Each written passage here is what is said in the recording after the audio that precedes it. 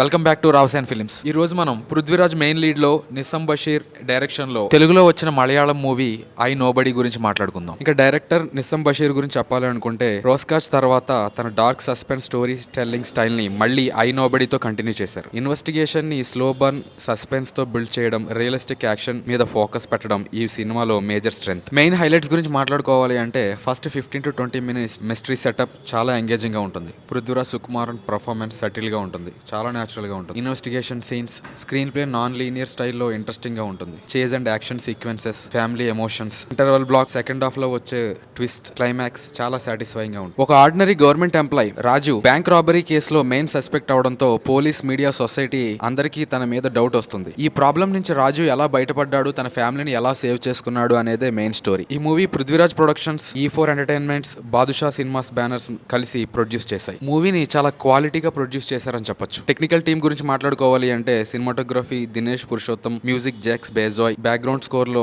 Jacks Bejoy తో పాటు work చేసిన Harshavardhan Rameshwar, Ramesh, production designer Arshad Nakkan good work అని చెప్పొచ్చు. ఇంకా ఓవరాల్ మూవీ గురించి మాట్లాడుకోవాలి అంటే సస్పెన్స్ థ్రిల్లర్స్ మీకు ఇష్టమైతే ఐ నోబడిని డెఫినెట్ గా ట్రై చేయండి. Slow burn investigation, engaging screen play and Prithviraj performance కోసం థియేటర్ లో చూడడానికి వర్త్ అనిపిస్తుంది.